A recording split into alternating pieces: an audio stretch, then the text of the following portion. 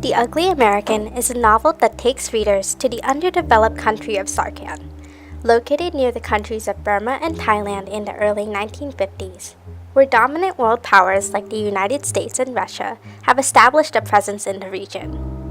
Communism has transcended its way into the country, disrupting the previous way of life and turning the population into followers of communism.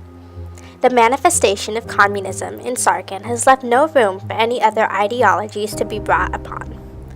There are several individuals in the Ugly American who have a stake in making a social-political impact on Sarkhan during the pre-Cold War era in Southeast Asia.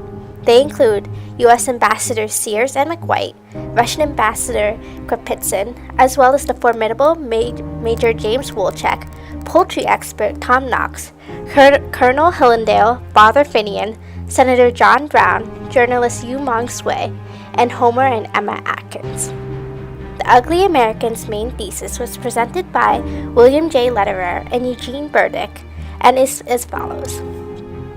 Foreign policy leaders who are abroad, in this case American and Russian leaders, may engage in cultural insensitivity in regards to reversing communist agendas that benefit from their own self-interest, to either reverse or promote communist agendas. These individuals may be closed off and inclined to implement aid projects that do not actually make the impact that is needed for the affected population. Also, this indicates that nations such as the United States and Russia are only concerned with pushing their own global agendas in order to maintain their influence in the region. The ambassadors and people of power reflect those ideologies through their interpersonal relations with the citizens of less powerful countries such as the people of Sarkhan. This is done through their lack of interaction with the locals and an inadequate understanding of the customs, language, and the general needs of the area. William J. Lederer and Eugene Burdick present four key concepts relevant to practicing ethical global strategic communications.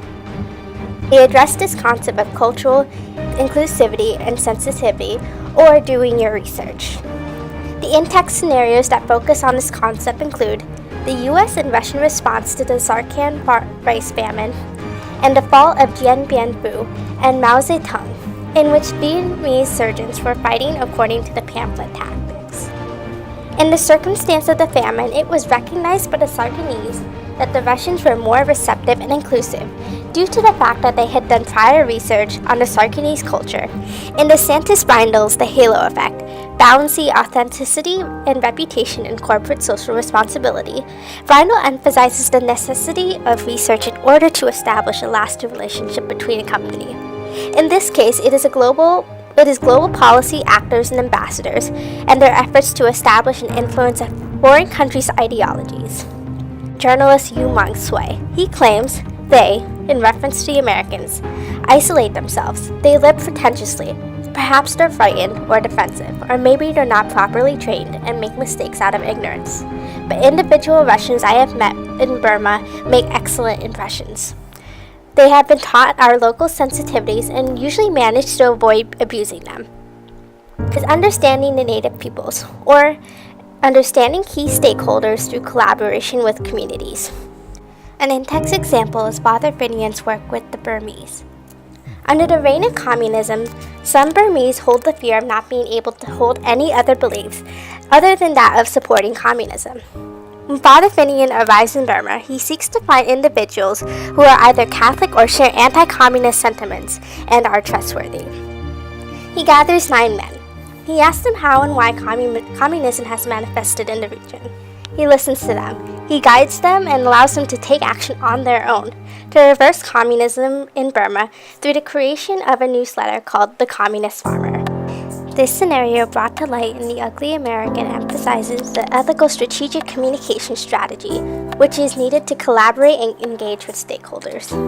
Father Finian understood that the people's priorities came first, and they understood that their voices were integral to establishing lasting relationships with one another in order to benefit the Burmese.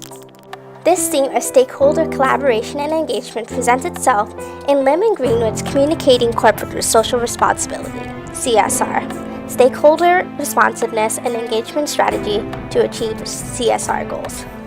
in which Lim and Green would discuss stakeholders' ethical decisions involving an affected party.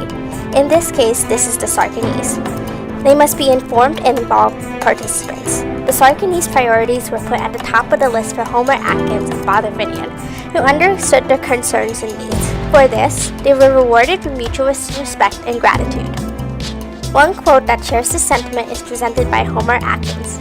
He says, "Of course, you've got good people," in reference to the Sarkanese, "who are plenty savvy, but they do not want what you want yet. It takes time for that. That's why I recommend in my report that you start small with the little things." Issue 3 addresses the lack of transparency and full disclosure with the press. This is evident in the Royal Sarkanese Air Force eviction rumor. When a rumor develops about the Sarkanese Air Force being evicted by American land speculators from American property, this rumor starts a wildfire among the Sarkan and global press. The newspaper who originally published the rumor claimed that the story had been true, since there had been no statements put forth by the American embassy in Sarkan. In not getting ahead of the rumor, Ambassador Sears could have cleared the air and not put Sarkan and U.S. relations on the line. Although he did end up attaining his judgeship following his actions, it may not have ended that favorably. It is advised to public relations practitioners that if unfavorable news is coming out of your client or company, the best way to stay on top of it is to get out from under the story and ahead of it. In this case of the Sarkan Air Force rumor, this was not done. Ambassador Sears was juggling his own personal interests and the public interest by prioritizing his image and the potential judgeship and not clarifying the situation with the Sarkanese press.